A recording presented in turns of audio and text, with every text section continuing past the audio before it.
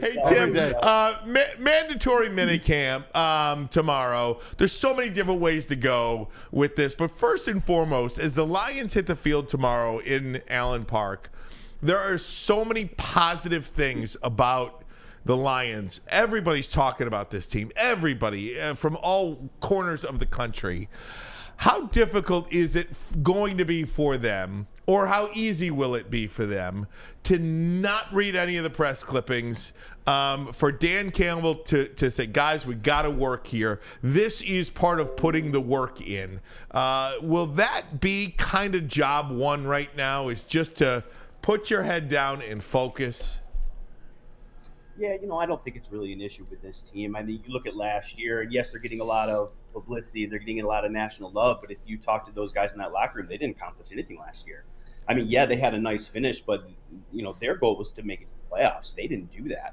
Their goal was to be playing meaningful football in January and be part of the discussion in the playoffs in the NFC, and they didn't reach that goal. So, yes, it's great that teams love what they're building. They can see some of the young pieces that they have and look at the potential, but that's what it is. It's potential. And those guys know that they have to put their heads down. They've got to go to work. They've got to start getting off to better starts. And so there's a lot of work to be done in Allen Park. And I don't think any of those guys in that building are listening to outside noise. They know what they need to do to get to where they want to go in 2023. Tim, how easy is it?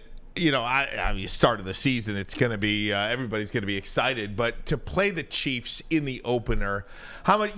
Just looking at it from a college point of view. I mean, if Michigan's playing Notre Dame, they're probably looking forward to it all year long, as opposed to Coastal Carolina or something like that. I mean, the Lions are playing the friggin' Kansas City Chiefs in the opener. That's pretty exciting. Yeah, it's really exciting, and there's a lot of excitement in Allen Park for that. Obviously, I think what it says is the league likes where this team is headed. They like some of the young pieces. I mean, look, the last time this team was on national television, what were they doing? They were going into Green Bay and knocking the Green Bay Packers out of the playoffs and knocking Aaron Rodgers essentially out of the division. And so that was the lasting impression the NFL had on the Detroit Lions. And so, they look at some of the young pieces, Nate Hutchinson, the runner-up for Defensive Player of the Year, and 4 Pro Bowlers on offense, and the number 4 offense in the league last year. Some of the stuff they've done to improve their defense in the offseason and the draft. And I think what it does is it just kind of validates some of the things that Brad Holmes has done. But now they've got to go and obviously compete. And I think it's a great measuring stick for this football team and for Dan Campbell too. And I hope he'll use that as a measuring stick. I mean, look, you're playing the big boys now. You're going against the defending champion, the defending MVP, the number 1 offense in the league. How much better is your defense? And so, it's a validation of what they've done on paper, and now they've got to go control their part of it on the field, and it should be fun. And Dan Campbell's going to know exactly where his team stands after week 1. Hey, Tim, how did the rookies look in the OTAs? You got Jack Campbell, Jahmyr Gibbs, Sam Laporta, just to name 3. What's Hendon Hooker doing, by the way? What do you got for me? Yeah, well, Hendon's, not taking part yet, obviously still rehabbing that knee, very much involved. One thing I liked about Hendon is, and it's maybe just something I observed, but they were stretching during one of the OTAs, and he was just going around talking to everybody. Kind of like what you see pregame with the head coach goes and pats a guy on the head and has a little conversation. Hendon Hooker was doing that with everybody on the field. Wants to be a leader. And I think that's maybe stood out to me. He's a very likable guy, very smart guy, and it'll be fun to see what he's got when he's back on the field, hopefully later in the year. I think 2 guys that have stood out to me, at least among the rookies, Jahmyr Gibbs, 4-3 is legit, and you guys, they're using him as a receiver just as much as they are a running back too. You're going to see him line up out wide in the slot, and you're going to see him and David Montgomery on the field, I think, a lot together because of what Jahmyr Gibbs is able to do as a receiver. So he's been fun to watch. And another one for me is Sam Laporta. He's got a terrific ability to separate at the top of his route. He's got great speed.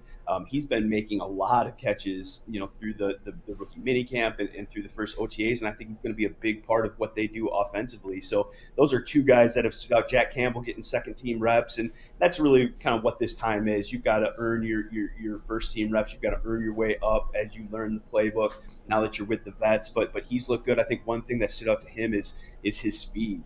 For a guy who's 6'4.5", 250 pounds, I didn't expect him to be as fast as he is, or at least that I've seen through the OTAs and the minicamp. So I think that's one promising thing. There's one play, him and Jamar Jackson ran all the way down the field, about 40 yards, and they were racing to the end zone, and Jack was step for step with Jamar. So it was good to see. Those are maybe a couple things that have stood out amongst the youngsters. Hey, Tim, about David Montgomery and Malcolm Rodriguez. I know they got hurt a few weeks ago. Did you see them back on the field? Are they looking like they're going to be full speed ahead?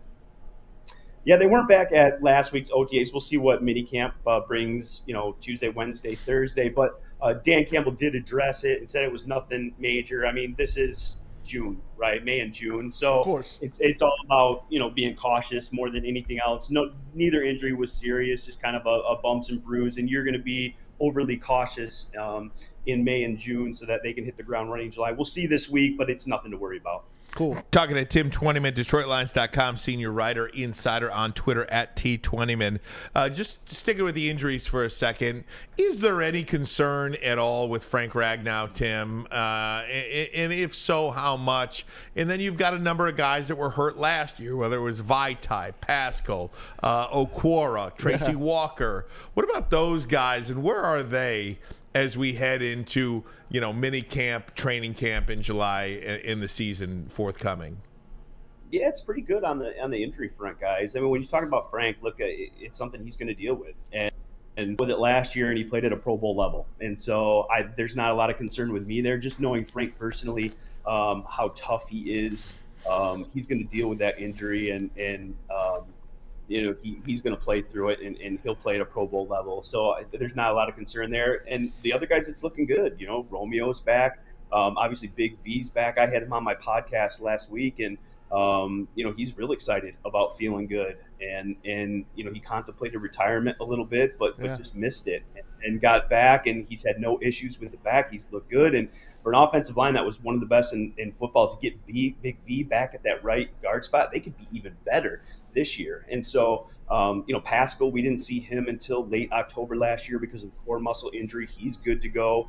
He's mixing in already with the first and second team defense, and he's another guy that showed some juice at the end of last year, who's now going to be able to be healthy to start this year. So there's the only real injury that concerns you right now is Levi Onwuzurike, but it looks like he's trending in the right direction. He's been out there and not practicing, but he's been getting in his stance, and I've been seeing fire off, and he's been doing some things on the side, so that's encouraging, and you hope to get him back in training camp. But other than that, they're looking pretty healthy, and they've got all their guys back. Tim, you mentioned the offensive line and how much better that the unit, which is already really good, if not great, can be with Vaitai back and Graham Glasgow. You look at the linebacker room now, the defensive back room. I mean, this roster as a whole is about as complete as you can possibly have, isn't it?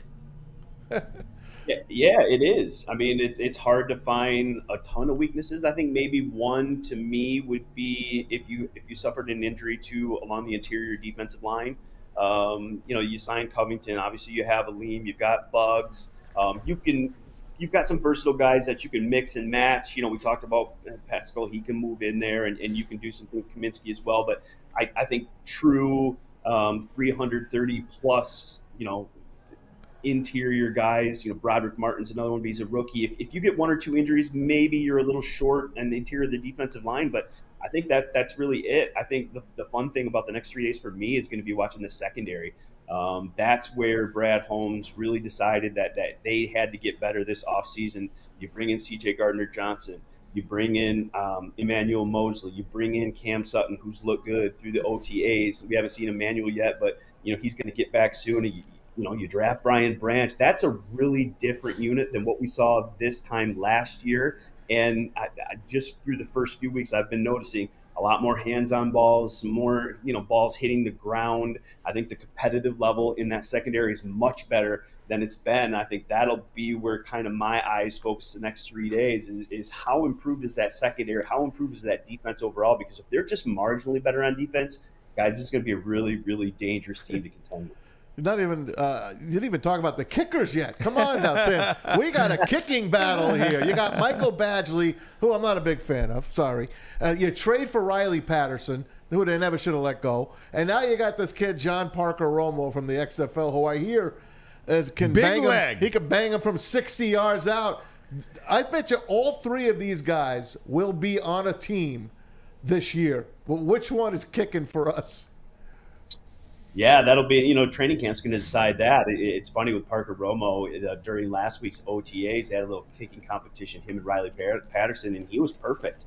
And look, he was 17-19 in the XFL over the spring. Lions signed him. He's got a big leg. He made a couple of them was over 60 yards. And look, when you talk about Badgley, when you talk about Patterson, guys that have done it in this league are very accurate, but don't have the biggest of legs. Right. You're going to have to make a decision at 58, 59 yards. Late in the game, if you've got Badgley or Patterson.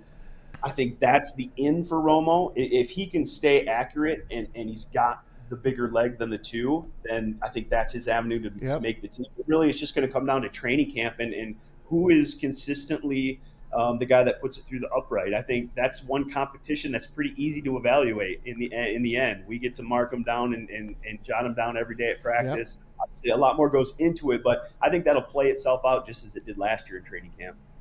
Hey, Tim, last question for you, and I made it to the end, but we can't not have you on and not ask about Jameson Williams.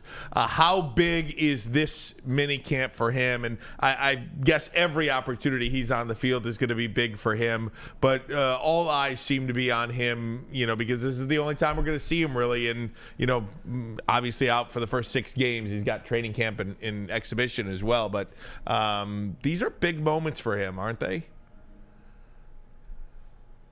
Yeah, this is a great opportunity for him to build that chemistry with Jared. And that's the biggest thing. That's what this time is for. Obviously, you'll continue that in training camp. And then, look, he's got to step away from the team.